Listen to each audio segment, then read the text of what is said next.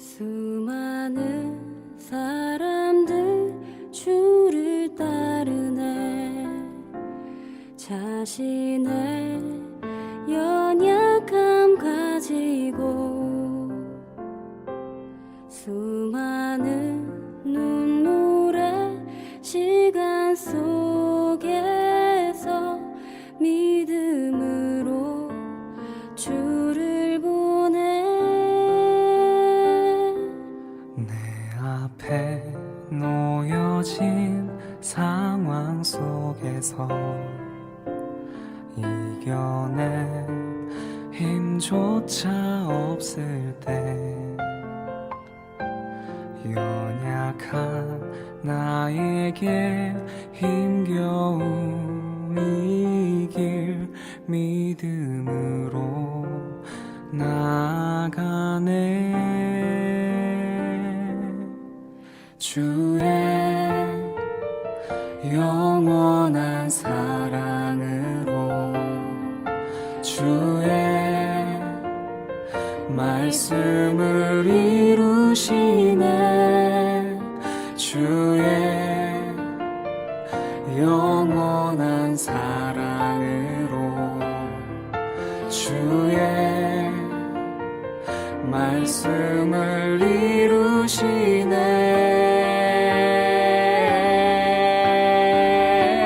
삶의 모든 문제들 나를 힘겹게 해도 포기하지 않는 오늘을 살아내리라.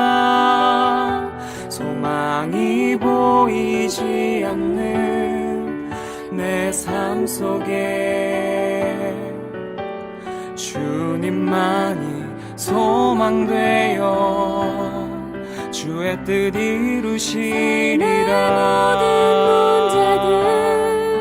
나를 힘겹게 해도 포기하지 않는 오늘을 살아내리라. 소망이 보이지 않는 내 삶 속에 주님만이 소망되어 주님만이 소망되어 주의 뜻 이루시리라.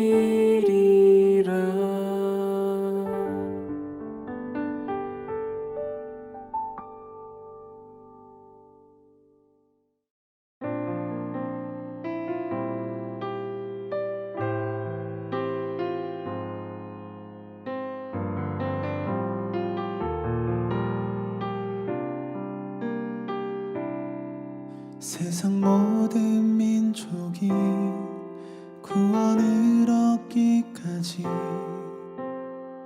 쉬지 않으시는 하나님, 주의 심장 가지고 우리 이제 일어나 주 따르게 하소서. 세상 모든 육체가 주의 영광 보도록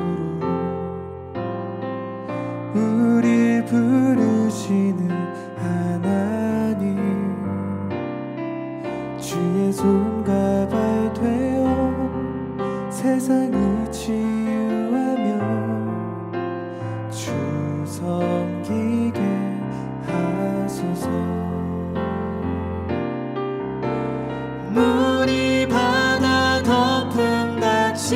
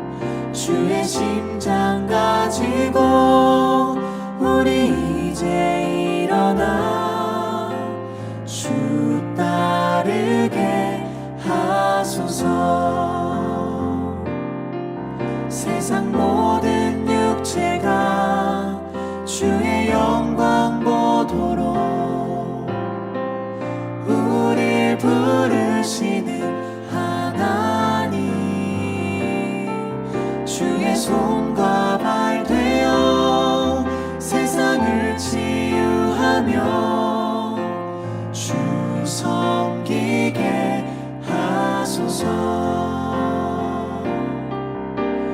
물이 바다 덮음같이 여호와의 영광을 인정하는 것이 온 세상 가득하리라. 물이 바다 덮음같이 물이 바다 덮음같이 물이 바다 덮음같이 보리라. 그날에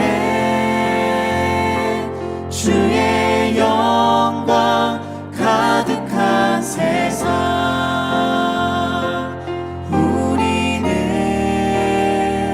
듣게 되리. 온 세상 가득한 승리의 함성.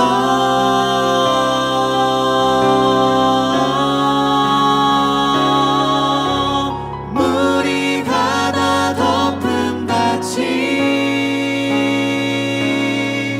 여호와의 영광을 인정하는 것이 온 세상 가득하리라.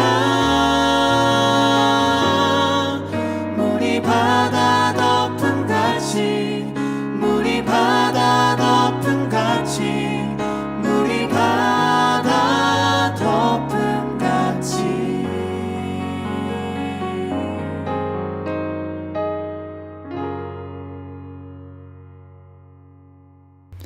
오늘도 6.19 온전함 기도에 함께 하시는 한 분 한 분을 주님의 이름으로 축복합니다.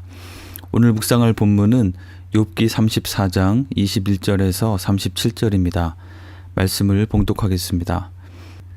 그는 사람의 길을 주목하시며 사람의 모든 걸음을 감찰하시나니 행악자는 숨을 만한 흑암이나 사망의 그늘이 없느니라.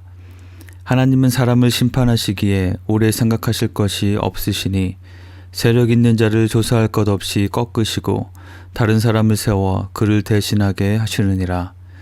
그러므로 그는 그들의 행위를 아시고 그들을 밤사이에 뒤집어 엎어 흩으시는도다. 그들을 악한 자로 여겨 사람의 눈앞에서 치심은 그들이 그를 떠나고 그의 모든 길을 깨달아 알지 못함이라.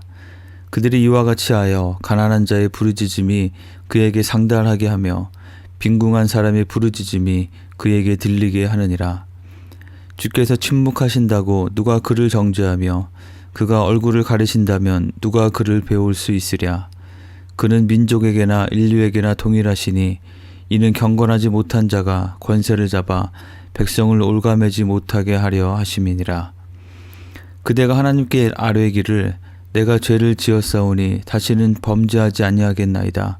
내가 깨닫지 못하는 것을 내게 가르치소서. 내가 악을 행하였으나 다시는 아니하겠나이다 하였는가. 하나님께서 그대가 거절한다고 하여 그대의 뜻대로 속전을 치르시겠느냐. 그러면 그대가 스스로 택할 것이요 내가 할 것이 아니니 그대는 아는 대로 말하라. 슬기로운 자와 내 말을 듣는 지혜 있는 사람은 반드시 내게 말하기를 욥이 무식하게 말하니 그의 말이 지혜롭지 못하도다 하리라. 나는 욥이 끝까지 시험받기를 원하노니 이는 그 대답이 악인과 같음이라. 그가 그의 죄에 반역을 더하며 우리와 어울려 손뼉을 치며 하나님을 거역하는 말을 많이 하는구나. 아멘.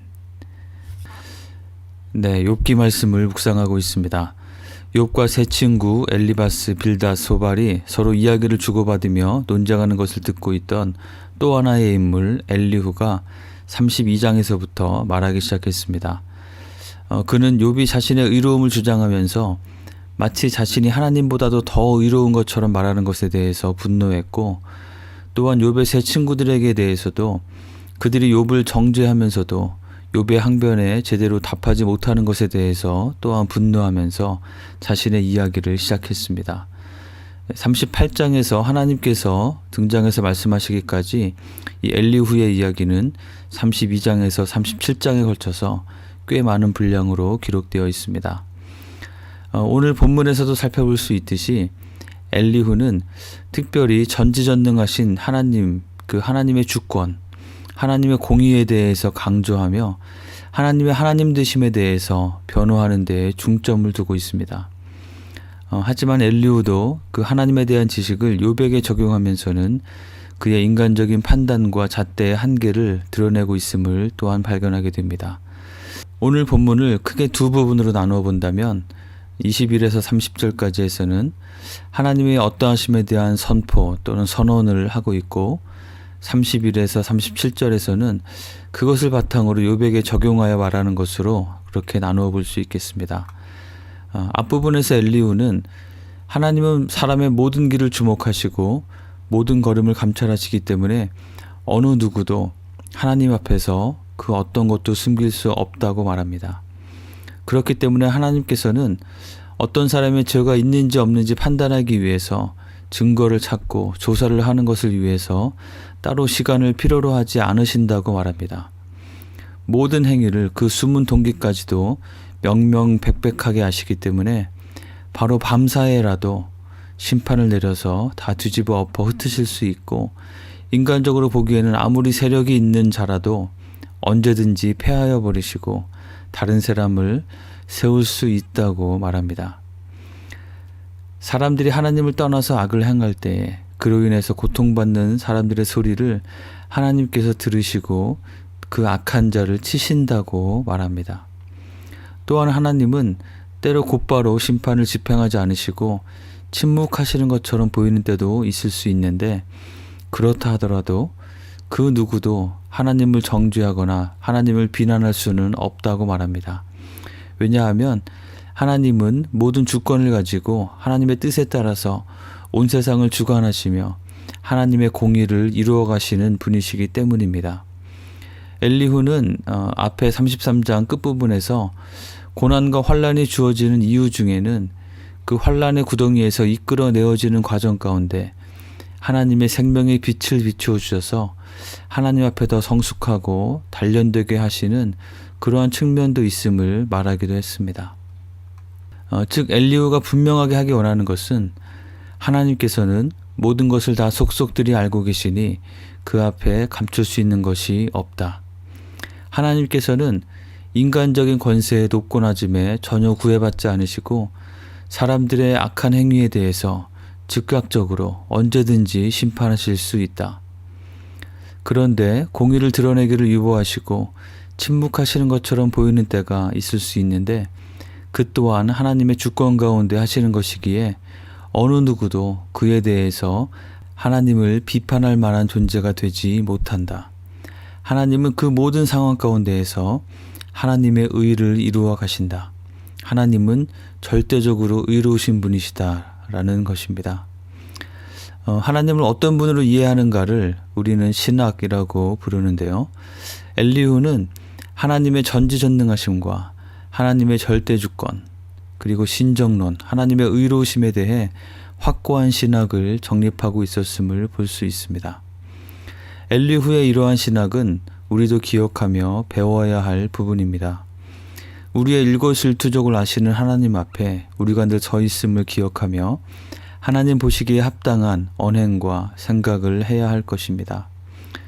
만약에 우리의 24시간 일상을 그대로 촬영해서 중계해주는 카메라가 우리를 비추고 있고 또 우리가 그것을 의식한다면 우리의 말과 행동을 아무렇게나 하기보다는 적어도 한 번은 거르고 다듬어서 하게 될 것입니다.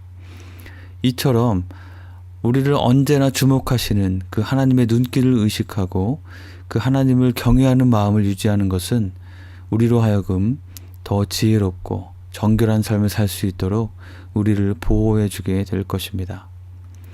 또한 곧바로 공의를 집행하실 수도 있고 하나님의 때까지 침묵하실 수도 있는 그 하나님의 주권을 인정하고 그 하나님을 신뢰할 때 우리는 환난 가운데에도 인내하며 또한 세상의 유혹 가운데 쉽게 타협하여 넘어가지 않을 수 있습니다.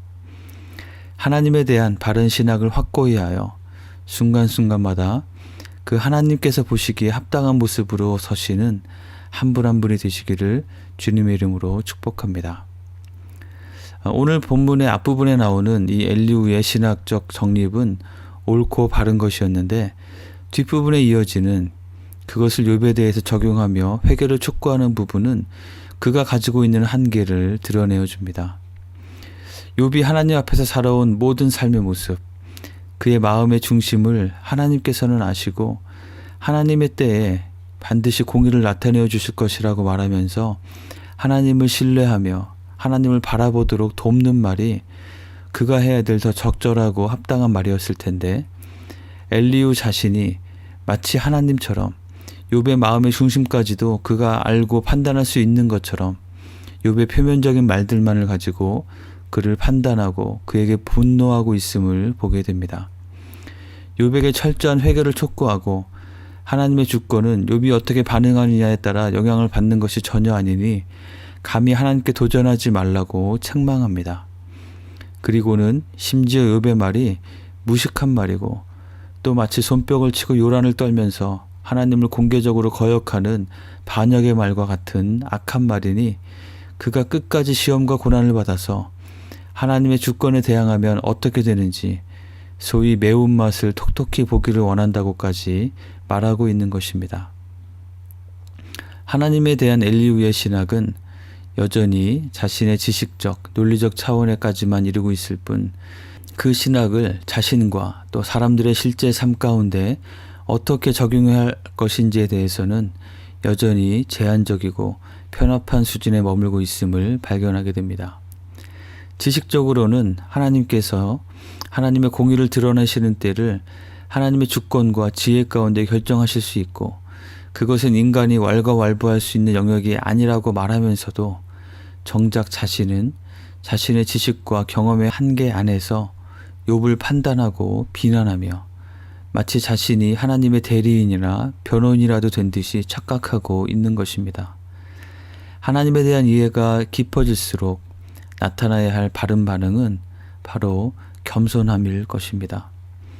어떤 논리 체계로서만의 신학이 아니라 매일의 삶 가운데 살아계신 그 하나님의 존재 앞에 서는 그러한 신학으로 바로 정립될 때 우리는 함부로 어떤 사안에 대해서 또는 어떤 사람에 대해서 나의 생각을 마치 하나님의 생각인 것처럼 포장하거나 주장하는 어리석음에 빠지지 않게 될 것입니다. 욥기에서 욥이 당한 고난에 대해 논쟁을 하는 주요 인물들은 욥과 그의 세 친구 그리고 또 한 명의 친구인 엘리후까지 총 5명인데요. 어쩌면 욥의 이러한 상황이 있기 전까지 욥을 포함한 이 5명은 이 고난의 문제 또 하나님에 대한 이해에 있어서 서로 크게 다르지 않은 인식을 가지고 있었을 것이라 생각이 됩니다. 그런데 욥이 겪고 있는 이 상황들로 인해서 욥은 고난과 하나님의 주권에 대한 이전에는 생각해보지 못했던 영역에 대해서 어찌 보면 어쩔 수 없이 배우고 찾아가는 과정 가운데 있는 반면에 그의 친구들은 여전히 이전의 제한적인 인식 가운데 머물러 있음을 보게 됩니다. 만약에 욥의 친구들 중에 또 다른 한 명이 욥과 같은 상황에 처했다면 아마도 그도 또한 욥과 같이 이 하나님의 공의에 대해서 질문하고 답을 찾기 위해 고뇌하며 하나님께 나아가는 가운데 이전에 자신이 유지하던 그런 인식의 틀에서 벗어나서 더 크고 깊은 그래서 우리가 감히 함부로 헤아릴 수 없는 하나님의 주권과 하나님의 경륜을 배워가게 되었을 것이라 생각됩니다. 우리가 정말 하나님의 하나님 되심을 믿고 그것을 선포한다면 그의 합당한 삶의 모습 또는 마땅한 기준을 다른 사람에게 적용하여 그 사람이 하나님의 주권을 온전히 인정하며 순복하지 못하는 것으로 보이는 그러한 모습에 대해서 답답해하고 판단하고 정죄하는 것이 아니라 그 기준을 나에게 적용하여 흔들림 없이 하나님을 신뢰하고 하나님 앞에 더 깨끗한 마음으로 서도록 힘쓰고 또한 하나님의 뜻, 하나님의 때, 그 하나님의 판단에 대해서 나는 항상 모든 것을 알 수 없고 그것을 내가 결정할 수 있는 존재가 아니라는 것을 기억하며 하나님 앞에 그리고 다른 사람들 앞에 더 겸손하게 서고 특히 고통받는 사람들에 대해서 내 기준으로 함부로 판단하지 않고 그들을 향하신 하나님의 뜻을 보여주시도록 함께 구하며 그들이 하나님을 바라보도록 서로 격려하는 것이 마땅할 것이라고 믿습니다. 하나님이 정말 어떤 분이신지에 대해서 바르고 깊이 있게 배워가며 우리의 삶을 그에 합당하게 세워가는 한 분 한 분이 되시기를 주님의 이름으로 축원합니다. 오늘 말씀을 기억하며 함께 기도하겠습니다. 전지전능하신 하나님, 악을 심판하시고 공의를 세우시는 하나님, 하나님의 지혜 가운데 모든 것에 때를 정하여 하나님의 뜻대로 이끌어 가시는 절대 주권의 하나님, 지금도 살아서 우리와 함께 하시는 그 하나님을 기억하며 하나님 앞에서 더 정결하게 겸손하게 사는 우리가 되도록 기도합시다. 다른 누구가 아니라 나 자신에게 있어서 그 하나님 앞에 합당하지 못한 모습이 있지는 않은지 이 시간 나 자신을 돌아보며 기도합시다. 그리고 이런 하나님을 바라보며 고난도 인내하도록 격려하는 것이 필요한 지체가 누구인지 생각해보며 그분을 위해 기도하겠습니다.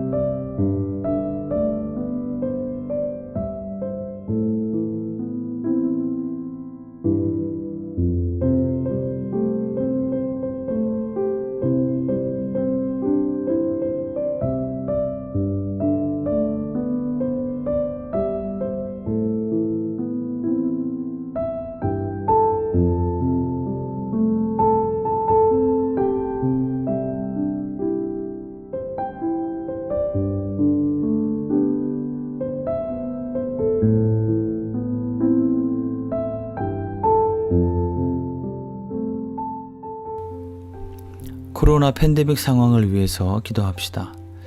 미국은 좀 다르게 느껴지는 것 같지만 새로운 변이 바이러스와 위드 코로나 정책으로 전 세계적으로 환자가 급증하여 다시 사회적인 락다운을 시행하거나 검토하는 상황이 되어가고 있습니다. 이것이 더 이상 악화되지 않고 속히 잘 안정되도록 기도합시다. 특히 팬데믹으로 인해 생활과 사역에 큰 영향을 받으며 어려움 가운데 있는 캄보디아와 필리핀과 우크라이나 등 선교지들을 기억하면서 함께 기도하겠습니다.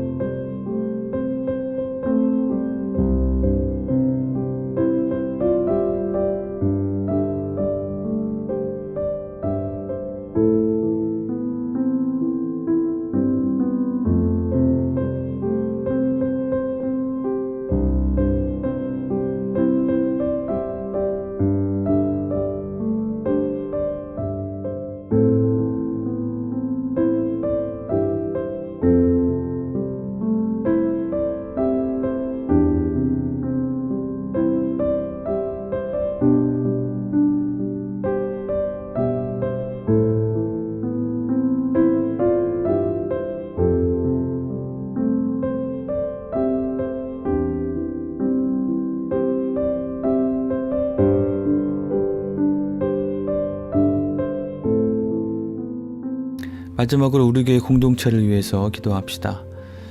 성탄의 계절을 보내고 있습니다. 이번 주일에 있을 예배와 성탄 축제를 통해서 온 성도가 기쁨을 누릴 뿐 아니라 성탄의 의미를 우리의 삶 속에 잘 새겨서 우리와 함께 하시는 하나님, 구원자 예수님으로 인한 새 소망을 품게 하시고 특별히 예수님을 통해 우리에게 주신 그 하나님 나라의 기쁜 소식을 나누고 또 그것을 위해서 살기에 더욱 힘쓰는 우리 모두가 될 수 있도록 기도합시다. 그리고 연약함으로 고통 중에 있는 분들을 기억하면서 또한 최근에 사랑하는 가족을 잃고 슬픔 가운데 있는 지체들을 기억하면서 하나님의 치유하시는 능력과 또 우리의 마음을 어루만지시는 그 하나님의 긍휼과 위로를 구하며 함께 기도하겠습니다.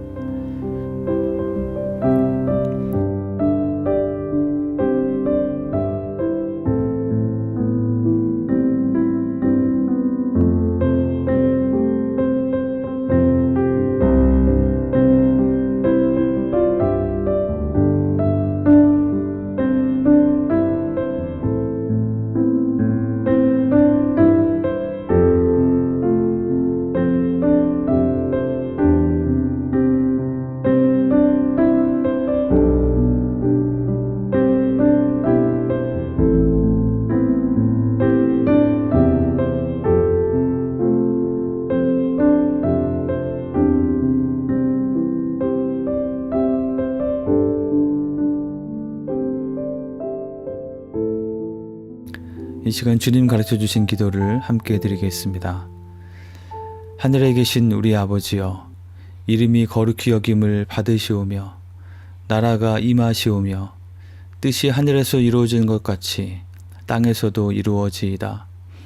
오늘 우리에게 일용할 양식을 주시옵고 우리가 우리에게 죄 지은 자를 사하여 준 것 같이 우리의 죄를 사하여 주시옵고 우리를 시험에 들게 하지 마시옵고 다만 악에서 구하시옵소서.